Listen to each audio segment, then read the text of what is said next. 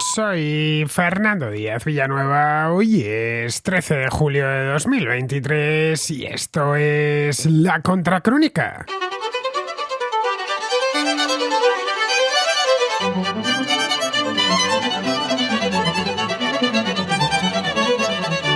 La cumbre anual de la OTAN dio comienzo este martes en Vilna, capital de Lituania. Hace justo un año, en la cumbre de Madrid, Suecia y Finlandia anunciaron formalmente su intención de unirse a la alianza. Se encontraron con un escollo que ya tenían previsto, el de Turquía, que poco antes había impuesto un veto al ingreso de ambos países, pero finalmente aceptó negociar su consentimiento. Con Finlandia no hubo muchos problemas. El país se incorporó hace solo unos meses, a principios de abril, duplicando de este modo la longitud de la frontera que la OTAN hace con Rusia. Pero faltaba Suecia, un país en el que vive una numerosa comunidad de origen kurdo con la que el régimen de Erdogan está a disgusto. Las presiones sobre Turquía parecen haber dado fruto. En Vilna, Erdogan ha levantado el veto, permitiendo que Suecia, que es el mayor país de Escandinavia, se incorpore a la OTAN a lo largo de los próximos meses, convirtiéndose así en el 32º miembro de la Alianza Atlántica. Esto transformará el mar Báltico en algo similar a un lago interior de la OTAN, ya que todos sus estados ribereños, con la excepción de Rusia, estarán dentro. Rusia tiene dos franjas costeras pequeñas en el mar Báltico, una está al norte, en el Golfo de Finlandia, es donde está San Petersburgo, y la otra está más al sur, en Kaliningrado. Erdogan ha levantado su veto, pero el ingreso de Suecia no es inmediato. Ha levantado el veto presidencial. Aún falta que el Parlamento turco ratifique la decisión, algo que se da por hecho ya que la Cámara turca está controlada por el AKP, que es el partido del presidente. A cambio del consentimiento turco, el gobierno de Ulf Kristersson se ha comprometido a vigilar más de cerca a los movimientos kurdos dentro de su propio país. En Turquía estos movimientos son considerados terroristas, de ahí la insistencia sobre este tema. La Unión Europea, por su parte, ha tratado de lubricar el acuerdo con algunas facilidades arancelarias para los productos turcos y Estados Unidos se ha venido finalmente a vender cazas F-16, que la Fuerza Aérea Turca viene reclamando desde hace años. La jugada parece que le ha salido a pedir de boca a Erdogan. Ha conseguido lo que buscaba hace un año, pero para los miembros de la OTAN las cesiones están sobradamente justificadas por el valor estratégico de Suecia, un país que domina el cuadrante norte del continente europeo.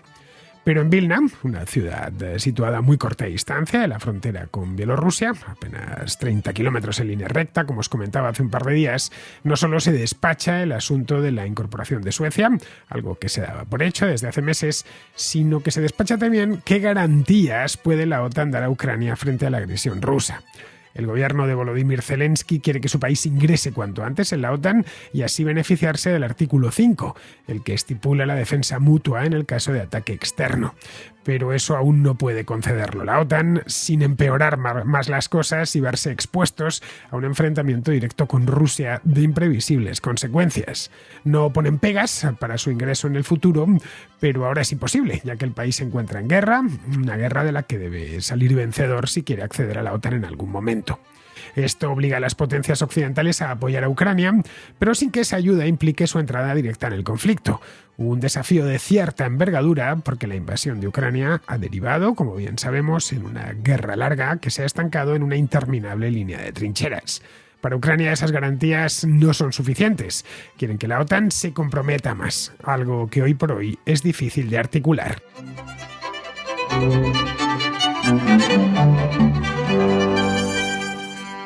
Hasta hace un par de años las cumbres de la OTAN no interesaban a casi nadie.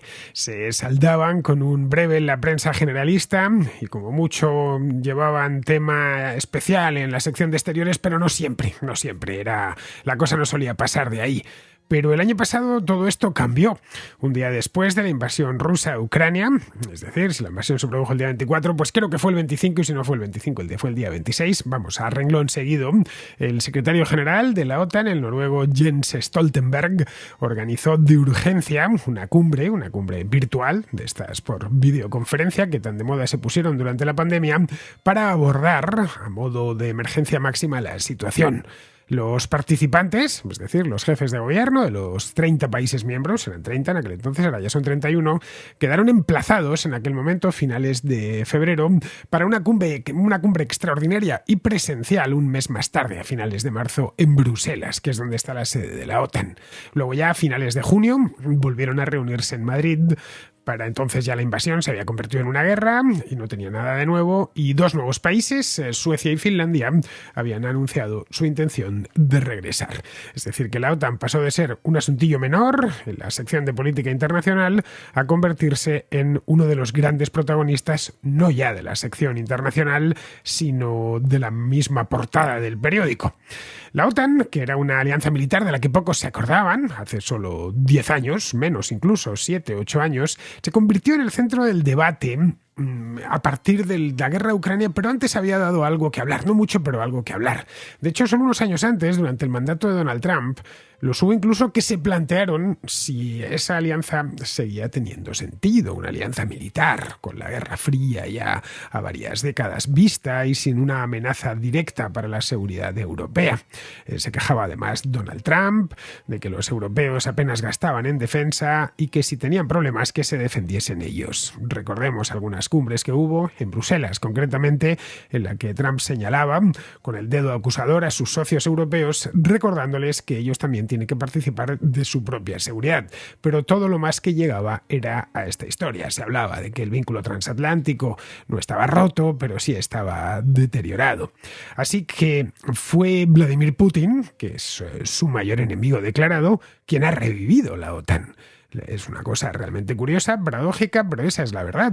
La invasión de Ucrania disipó todas las dudas sobre la idoneidad y la necesidad de una organización de defensa mutua en Europa y animó a dos grandes estados bálticos que hasta entonces habían permanecido fuera por decisión propia. Tanto Suecia como Finlandia podrían haber entrado en la OTAN en el momento que ellos quisiesen, desde que se fundó esto en 1949, pero nunca lo habían solicitado. En ambos casos se trataba de dos países con una gran tradición. Suecia, de hecho, bastante tiempo, una gran tradición de neutralidad. En el caso de Finlandia no tanto porque es un país más reciente, es un estado más reciente. Pero vamos, que presumían de eso mismo. Nosotros, ni con unos ni con los otros, somos países pequeños, entre comillas, porque no es que sean muy pequeños, pero tampoco están muy poblados como ninguno de Escandinavia, dedicados a otras cosas, a promover la paz por el mundo, pero no queremos meternos en una alianza que en este caso es puramente militar. Es decir, habían permanecido fuera porque querían. Estos dos estados lo tuvieron que pedir después de esta invasión de Ucrania el ingreso en la OTAN por vía de urgencia. Recordémoslo, en la primavera de 2022. A muchos les sorprendió y pensaban que ni suecos ni finlandeses, que son las dos poblaciones, son tradicionalmente muy neutrales, iban a estar a favor, que sería quizá un calentón de sus respectivos primeros ministros, pero no, era la propia población sueca y la propia población finlandesa la que empujaba. Las encuestas de opinión iban creciendo conforme avanzaban las semanas después de la invasión de Ucrania hasta constituir pues una inmensa mayoría. Todos los miembros de la OTAN, con la excepción de Turquía, recibieron positivamente la solicitud. Para muchos, de hecho, no tenía mucho sentido que Suecia, por ejemplo, pues no estuviese en la OTAN, estando como está en la Unión Europea. En el caso de Finlandia, más todavía, que aparte de la Unión Europea está también en la eurozona, ¿no? Todos pensaron que ya era hora de que se integrasen en la OTAN. En el caso de Turquía no era así. Pero claro, para entrar en la OTAN hay que tener el consentimiento expreso de todos sus integrantes. Solo se entra por unanimidad. No basta una mayoría. La Turquía de Erdogan, que meses antes se había negado a sumarse a las sanciones contra Rusia, ya sabemos que Erdogan en este tema ha ido un poco por su cuenta, vio que se le presentaba una oportunidad de oro para sacar pecho y exigir ciertas compensaciones. Vamos, que con esta historia podía sacar algo en claro.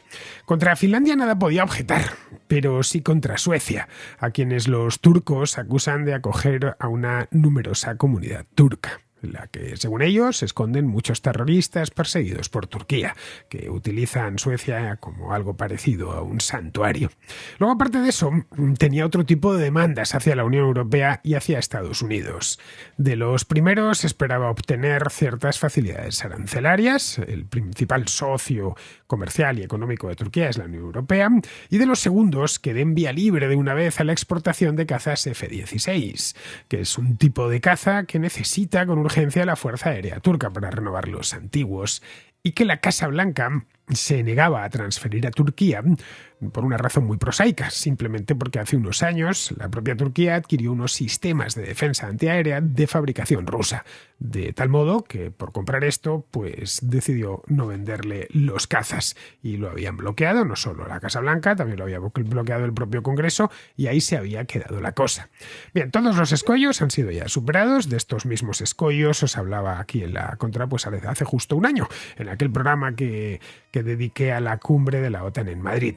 En esta cumbre, Erdogan se reunió tanto con suecos como con finlandeses, se reunió con la primera ministra sueca, en aquel entonces no estaba todavía Kristersson, era Magdalena Andersson, recordémoslo.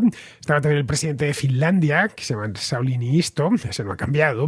Se reunieron, se hicieron fotografías para resolver diferencias y negociar el sí, para que el visto bueno, en una palabra. Un año más tarde, el asunto está ya prácticamente resuelto, bueno, en el caso finlandés completamente resuelto, porque Finlandia entró en la OTAN a principios del mes de abril, y en el caso sueco casi resuelto a falta de que el Parlamento turco ratifique el acuerdo alcanzado entre los dos gobiernos. Han sido unas negociaciones muy elaboradas, empezaron en Madrid precisamente hace un año, y a lo largo de este año, de los últimos 12 meses, han estado en distintas rondas sus ministros de Exteriores y sus especialistas, no solo con Suecia, que por supuesto era el principal, sino también con Estados Unidos, ha participado la Unión Europea para sacar esto adelante lo antes posible. Puede ser que nos parezca un año mucho tiempo, pero no, para entrar en la OTAN normalmente hace falta mucho más tiempo que un año. Bien, en principio nadie lo impedirá, ya que el partido de Erdogan, que es el AKP, controla la Cámara Legislativa turca, que es la única. Además, sus diputados, en definitiva, votarán lo que les diga su presidente, lo que les diga Erdogan, así que tan pronto como lo metan en el orden del día, el dar el visto bueno a la entrada de Suecia, pues Suecia podrá hacer su ingreso. No sabemos en qué momento será. Podría ser a principios del año próximo, a finales de este. La verdad es que ya da un poco igual. Podemos considerar ya prácticamente a Suecia como miembro de la OTAN. Su ejército, además, ha cooperado y colaborado en infinidad de operaciones con la OTAN, intercambia información con sus socios de Noruega, de Dinamarca, de la propia Polonia, que la tiene debajo y que es un miembro muy activo de la OTAN. Así que en ese aspecto no va a cambiar nada. Va a ser algo puramente simbólico que tiene, un simbolismo especial, porque digamos que el país hegemónico del Báltico, que va del norte a sur, podríamos decir que desde tiempos históricos es Suecia.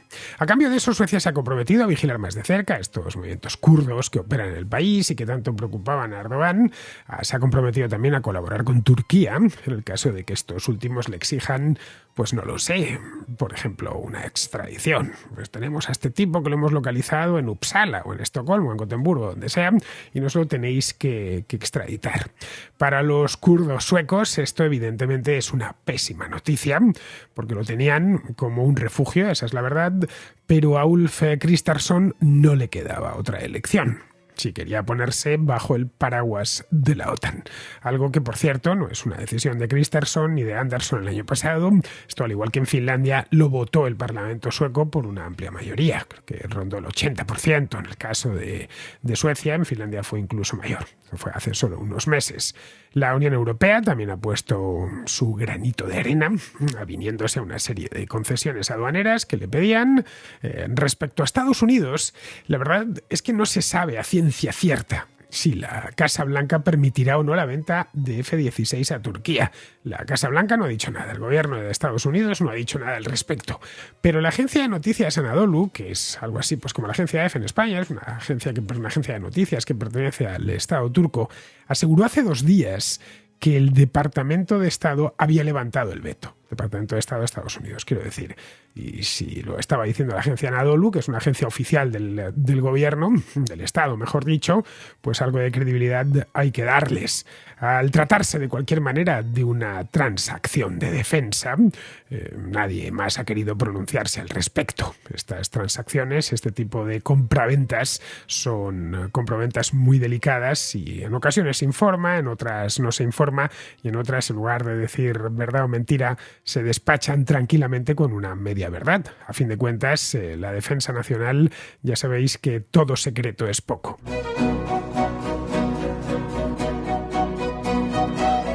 Si Erdogan cumple su promesa, no lo sabemos, todavía podría suceder que llegase esto al Parlamento y Erdogan esté atravesado ese día y les diga a sus diputados que voten que no y se abran de nuevo las negociaciones. Erdogan tiene un punto imprevisible que hay que tener en cuenta. Bien, en el caso de que la cumpla, que es lo más probable, pues esto será un triunfo para Stoltenberg, a quien muchos vienen desde hace tiempo acusando de ser demasiado indulgente con Erdogan. Lo cierto es que Jens Stoltenberg ya no debería ser secretario general de la OTAN, esa es la verdad. Accedió al cargo hace un montón de tiempo, en el año 2014, después de Rasmussen, y fue renovado para otro mandato de 4 años en 2018. Los mandatos de los secretarios generales de la OTAN tienen 4 años, por lo que se esperaba su salida. El segundo mandato vencía ahora. Venció el año pasado, a finales del año pasado. Se esperaba su salida para 2022, pero la invasión de Ucrania trastocó los planes. No querían cambiar de secretario general con la que se había armado en el este de Europa. Le concedieron un año de prórroga y hace unos días esa prórroga se extendió otro año más. Así que tendremos a Stoltenberg en la OTAN como mínimo hasta el año próximo, hasta el año 2024. En ello ha tenido mucho que ver el modo en el que ha gestionado la incorporación de nuevos miembros. Y no solo ahora, la OTAN ha crecido desde que llegó Stoltenberg. La verdad es que algunas de las negociaciones se las dieron ya prácticamente hechas, como la de Montenegro en 2017 o Macedonia del Norte en 2020 y luego Finlandia y Suecia este año, que esto sí ha dependido directamente de él. También ha influido su actitud firme pero contenida frente a Rusia tras la invasión de Ucrania. Pero claro, la guerra a Ucrania está aún lejos de terminar. Lo veíamos aquí en la contra el lunes pasado, ¿no? De hecho, se ha vuelto a paralizar, ¿no? Por lo que Stoltenberg tendrá que apañárselas de alguna manera para seguir manteniendo el apoyo a Ucrania, al tiempo que retrasa todo lo posible el ingreso de este país en la OTAN y al tiempo que mantiene el compromiso por parte de los miembros de la OTAN, el compromiso de apoyo a Ucrania por parte de los miembros de la OTAN. Ni Stoltenberg ni ningún Estado miembro se opone a que Ucrania entre en la OTAN. Les parece a todos una buena idea. Luego ya veremos cuando eso se materialice. Hasta ahora no hay una invitación, no es propiamente, ni siquiera se puede hablar de una invitación propiamente dicha, es más un brindis al sol porque todavía no puede entrar, ¿no? Ni se puede tampoco sentar a negociar nada. La situación de Ucrania es tan anormal que realmente, hasta incluso en el caso de que estuvieran dispuestas los miembros de la OTAN a admitirla ya mismo, eso llevaría unas negociaciones larguísimas que podrían sostenerse durante años, no estoy hablando de meses, sino años, porque son muchísimas cosas las que habría que poner en común.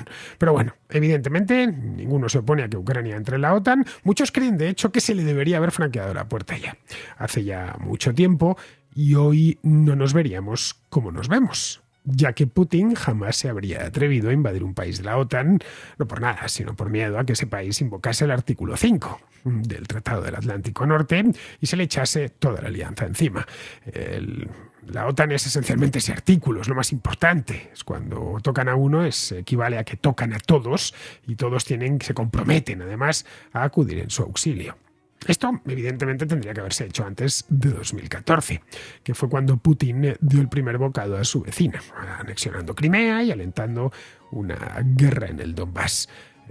Se abrió una ventana de oportunidad y entre 2007 y 2014. En 2007 fue la primera vez en la cumbre de Bucarest en la que la OTAN dejó caer la posibilidad de que entrase no solo Ucrania, sino también Georgia. Y aquello les colocó en el peor estado posible, porque para Moscú fue una luz roja que tenían que atender cuanto antes. De hecho, unos meses después de aquella cumbre en Bucarest, Rusia invadió Georgia por el tema de Osetia del Sur y de Abjasia. Y unos pocos años después, en 2014, se anexionó Crimea y, en fin, armó la que armó en el Donbass.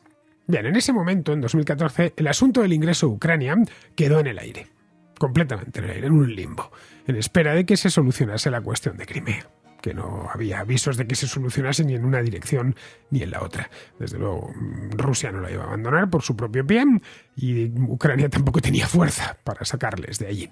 En esos 8 años que transcurrieron entre una invasión y la otra, los ucranianos advirtieron que aquello no había terminado, que Putin no se conformaría con eso, que querría ir más lejos. Pero la OTAN, que atravesaba entonces, estamos hablando pues, de la época de Donald Trump, atravesaba una crisis existencial, hizo oídos sordos, estaban a otros problemas. Fue Putin en 2022 el que sacó de golpe a la OTAN de esa crisis existencial, como os decía antes, poniendo otra vez sobre la mesa el espinoso asunto del ingreso de Ucrania. Y poniendo también otra vez sobre la mesa el no menos espinoso asunto de la seguridad en Europa, que muchos daban por hecho que aquí no iba a suceder nada. El presidente de Ucrania, Volodymyr Zelensky, asume, y asume bien, que mientras dure la guerra no se producirá ese ingreso, porque la OTAN jamás se arriesgaría a algo semejante. Cuando un país entra en la OTAN tiene que entrar sin estar con problemas con nadie, en estado de paz, digamos. En el caso de que así fuese, imaginemos, ¿no?, que Ucrania mañana entrase en la OTAN, los 31 miembros de la alianza tendrían que correr en su auxilio, porque ya ha sido agredida por parte de Rusia. Algo que, por supuesto, no tienen pensado hacer. Lo que quiere despejar Zelensky es la incógnita de si aceptarán a Ucrania después de la guerra, suponiendo que los ucranianos consigan repeler la invasión. El problema es que se presenta aquí es que entrar en la OTAN no es ni mucho menos algo inmediato, como os comentaba antes por encima. A Montenegro, por ejemplo, Montenegro se ha hablado, ingresó formalmente en la OTAN en 2017, ya con Stoltenberg. A Montenegro le llevó 8 años de negociaciones ingresar. Y lo mismo puede decirse de otros países que accedieron en las últimas expansiones, como Macedonia del Norte, como Albania, como Croacia. Bueno, Macedonia del Norte aquello se eternizó. Tuvieron incluso que cambiar el nombre al país porque Grecia bloqueó el acceso, porque hay una región griega que se llama Macedonia. Se tuvieron que cambiar el nombre oficial al país para poder entrar en la OTAN. La entrada de Finlandia este año, en apenas un año, lo habían pedido en abril del año pasado y en abril de este año ya estaban entrando, demostró que hay una vía express, que no todo se tiene que eternizar. Algo que podría aplicarse a Ucrania una vez concluida la guerra. Esta opción tiene partidarios, Hay partidarios dentro de la OTAN, básicamente el Reino Unido, Francia, también Polonia, que quieren eso, que tan pronto como termine la guerra se ponga en marcha el acceso y en cuestión de meses ya estén dentro. Pero también tiene detractores, como Alemania o Estados Unidos, que prefieren tomárselo con más calma. Ucrania es un país muy grande que nada tiene que ver con otros socios de pequeño tamaño, como los de los Balcanes o la propia Finlandia, cuya integración en las estructuras políticas y económicas de Europa Occidental es absoluta desde siempre. En todos los casos, además, esto por descontado, se trata de países en paz, con una economía en crecimiento, estabilidad política. Nada de eso se da en el caso ucraniano. Por ahora, todo lo más que puede ofrecer la OTAN a Ucrania son garantías. Y eso mismo es lo que busca desesperadamente Zelensky. De hecho, ha ido a Vilna precisamente para eso. Ucrania solicitó el ingreso en septiembre del año pasado, sabedor, como os decía antes, de que aquello era un brindis al sol, pero que tenía alto contenido simbólico. Para Ucrania, la mejor garantía de seguridad es la de estar en la OTAN y su garantía definitiva, el artículo 5 del tratado, que ya sabéis, estipula que un ataque a uno de los miembros supone un ataque a todos. Pero eso hoy es imposible. De serlo, la OTAN ya estaría en guerra con Rusia, cosa que no sucede. Las potencias occidentales no quieren que Rusia termine imponiéndose y eso les obliga a mantener su apoyo a Ucrania. Y aquí habría que hacerse una pregunta. ¿Durante cuánto tiempo? Al final la cuestión es esa. ¿Cuánto va a durar la guerra? Llevamos ya 1 año y medio y la cosa no parece que vaya a concluir en otro 1 año y medio.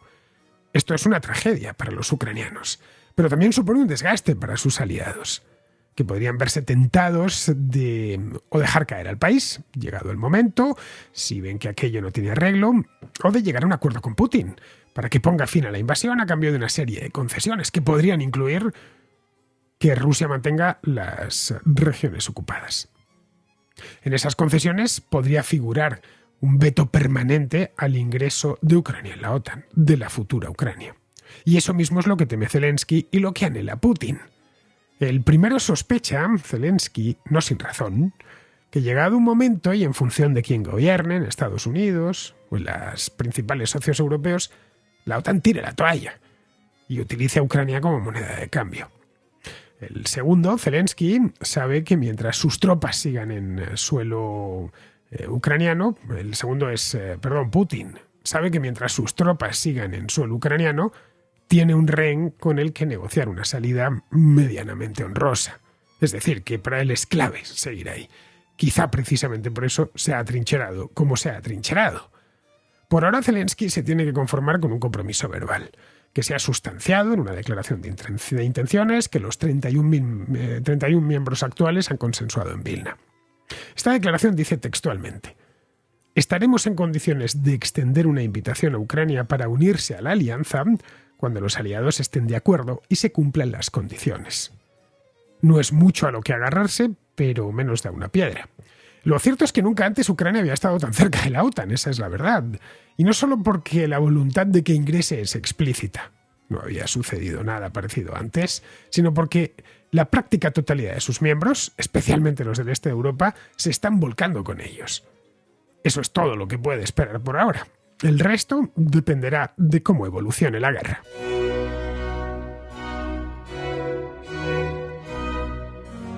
Vamos con la contrarréplica. Empezamos con Carlos, que está en Austria y que plantea un curioso debate sobre mercado y verdad. Hola Fernando, ¿cómo estás? Te envío este audio con respecto a la contrarréplica que hiciste el domingo 9 de julio de 2023, donde hablabas un poco y respondías a lo que muchos te habían echado contra sobre tu posición con respecto a la generalización que existe cuando se analiza la cuestión de la migración.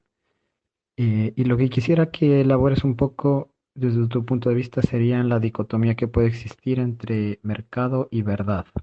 Es decir, por ejemplo, cuando uno analiza desde el punto de vista del mercado, el mercado siempre va a tender al mejor servicio porque ese es el que va a elegir la gran mayoría de usuarios. Es decir, tú ofreces un mejor producto, la gente va a tender a consumir ese producto. Pero cuando tú trabajas en la información, proveyendo información como periodista, como tú lo haces, no siempre va a coincidir lo que la gente consume con la verdad. Entonces, me puse a pensar en esto porque pienso y me imagino que tú también se te pudo haber pasado por la cabeza o también a cualquier persona que ofrezca el servicio de información, que puede llegar a un punto en el que sus opiniones o su punto de vista o análisis vayan en conflicto con su audiencia, es decir, que eso vaya a generar de alguna manera un detrimento en sus ventas o, por así decirlo, va a hacer que eh, disminuya la calidad de su servicio a los ojos de su consumidor, del que más lo consume. Pero está diciendo la verdad, es decir, está acercándose más a lo que piensa que es la verdad, a su opinión, a lo más legítimo. Entonces, ¿cómo ves esto? O sea, quisiera que elabores un poco entre esta dicotomía entre verdad y mercado en la industria de la información. Muchas gracias, un abrazo. Me encanta escucharte, especialmente cuando demuestras que puedes separarte de las masas. No sé si te gusta Jorge Luis Borges, pero él una vez dijo que una mente brillante es aquella capaz de pensar ideas contradictorias y entenderlas al mismo tiempo. Pienso que tú eres capaz de en realidad analizar y ponerte en neutral o lo que más puedas neutral en los distintos, por así decirlo, temas, sin recurrir al fanatismo. Así que muy bien por ese lado. Un abrazo y que estés muy bien. Es un debate muy interesante el que propones, Carlos. A ver, en el mercado triunfa el que mejor sirve a los deseos del consumidor, no el que mejores productos hace ni el que los hace más baratos. El que mejor sirve a los deseos del consumidor, que es que consumidores hay muchos, no solo uno. Pero esto puede hacerse mediante precio, mediante calidad, mediante servicio, mediante durabilidad del producto, nombre de marca y así un largo etcétera. Como el mercado es muy grande, pues hay espacio para muchos ofertantes y cada uno pone el énfasis en una cosa. En el mercado de los automóviles, pues tenemos una oferta grandísima que va desde microcoches eléctricos, como esos que están apareciendo ahora y que salen por unos 6.000 euros más o menos, tipo el Citroën Ami, que son de plástico. Bien, pues hasta deportivos de fabricación italiana que cuestan 250.000 euros o más. Los primeros, como digo, llevan una carrocería de plástico, son cuadriciclos, ¿no? Parecen de juguete, no pasan de 45 kilómetros por hora y están dirigidos a un público urbano o juvenil. Los segundos se hacen a mano, uno a uno, son de diseño exclusivo y su venta se dirige a los millonarios. Entre medias, pues hay infinidad de opciones para todos los gustos y todas las necesidades. Vamos, he escogido el mercado del automóvil, pero me vale cualquier otro, ¿eh? El de ropa, el de los teléfonos móviles, el de la alimentación. Caray, podemos comprar vino tinto en un brick y en una botella numerada de Vega Sicilia. En ambos casos responden a la misma necesidad, la de beber vino, pero uno es centenares de veces más caro que el otro. El de Vega Sicilia es de mucha más calidad, pero también mucho más costoso, así que el consumidor se decanta por el vino de brick o por otro más barato, que no necesariamente tiene que ser el vino de brick. Con la información pasa algo similar. La información no deja de ser un producto y como tal se demanda en el mercado. En concreto, más que un producto es un servicio.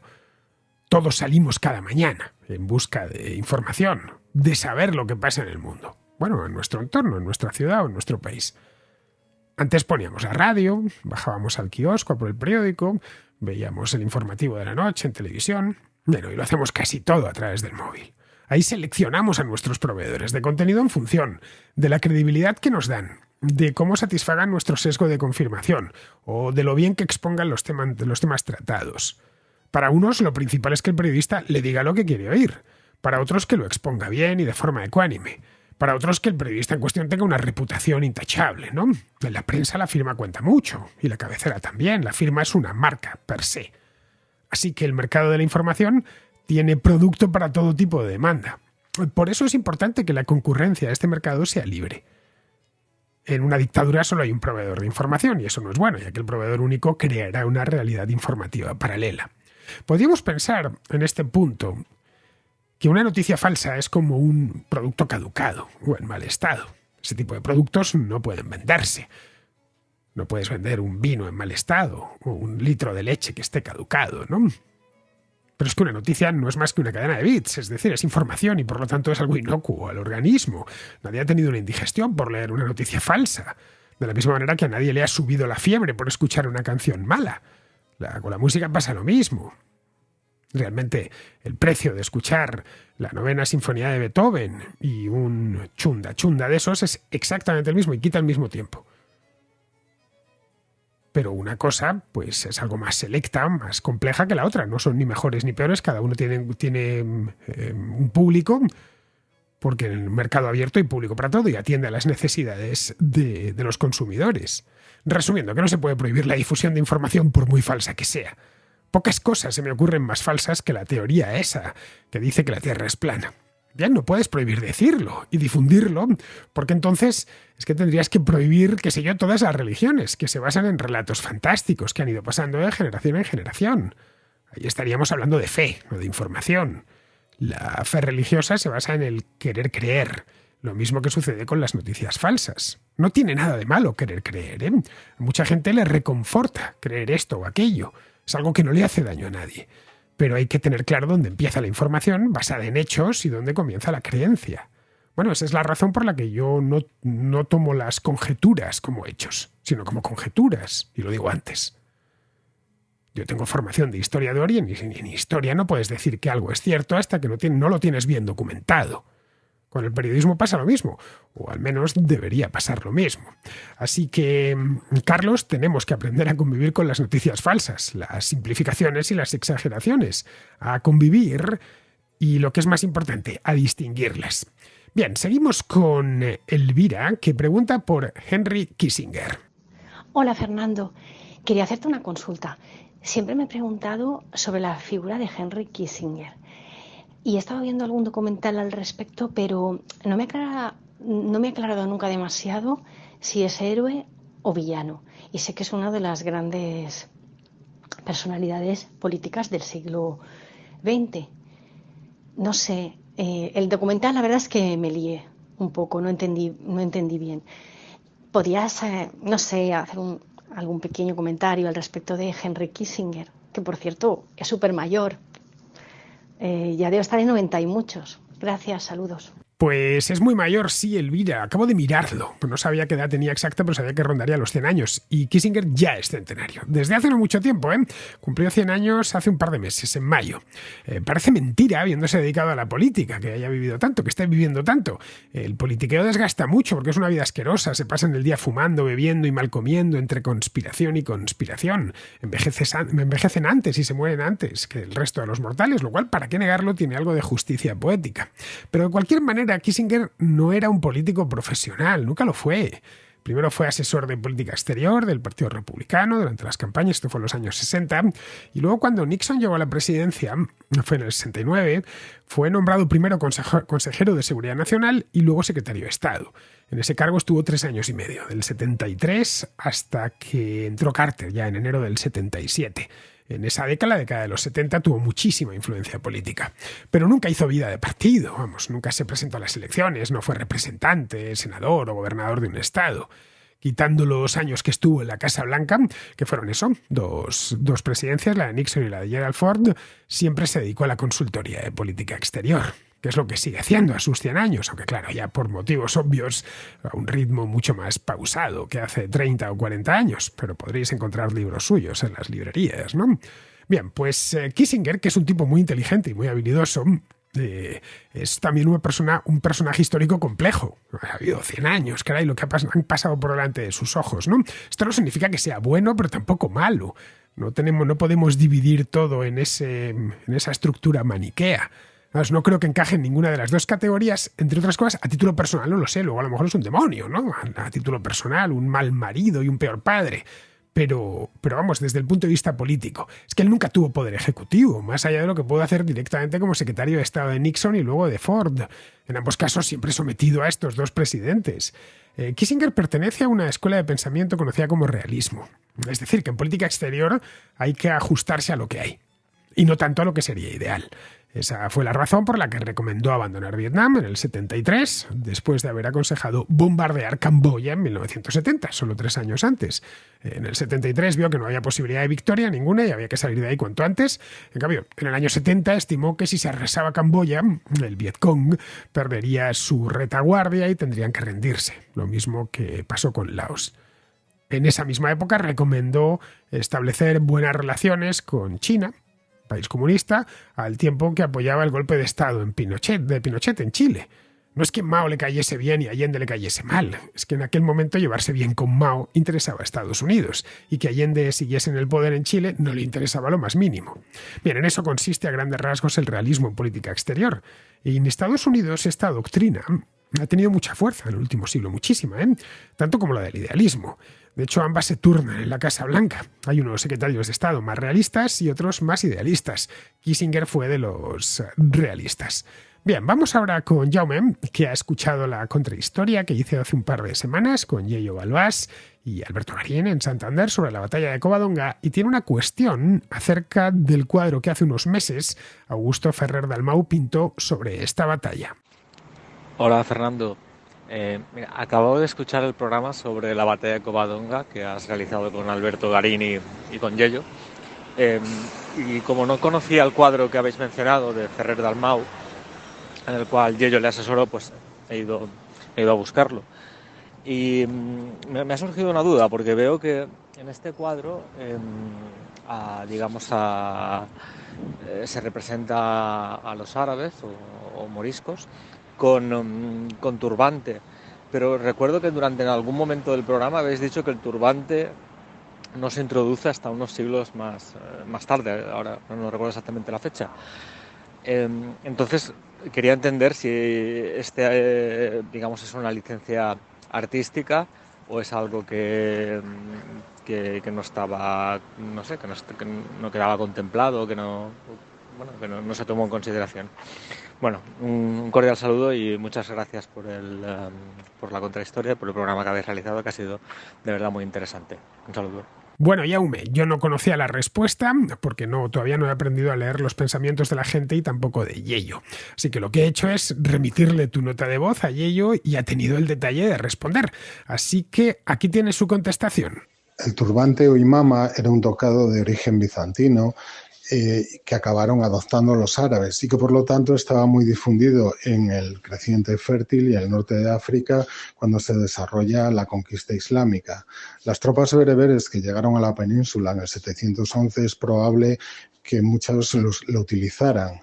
Y lo que quise decir en la contracrónica es que la población andalusí durante época emiral y califal en realidad empleaban otro tocado, un bonete llamado calansúa, y no será hasta época de los almorávides y almohades, finales del siglo XI, ya siglo XII, cuando toda la población la adopta. Previamente parece que es un tocado muy restringido a ciertas esferas de la élite árabe y sobre todo a los mercenarios bereberes que procedían del norte de África y que empiezan a incorporarse a los ejércitos califales en época de Alaquén II. Pues nada, muchas gracias a los dos. Espero que la explicación de Yello te haya convencido. Conmigo lo ha hecho. Este Yello es un océano de sabiduría. Es imposible pillarle. Todo lo que tiene que saber lo sabe. Y además de eso sabe muchas cosas más que uno ni siquiera sabe que existen. Bien, pues vamos a terminar ya. Vamos con Pizarro, que nos habla del debate electoral entre Núñez Feijóo y Pedro Sánchez. A estas alturas, cada mensaje de Pedro es desdecido por sus actos previos, por lo que a falta de silencio se dedica al ruido. Si otro Frankenstein le sostiene, será feliz. Si pierde el gobierno, su dolor será tan intenso como el descanso de sus gobernados. Un cordial saludo de Pizarro. Y hasta aquí, queridos amigos, llega la contracrónica de hoy, 13 de julio. Nos volvemos a escuchar pues en la próxima contracrónica, que es el contraplano de este sábado, que será día 15. Hasta el sábado.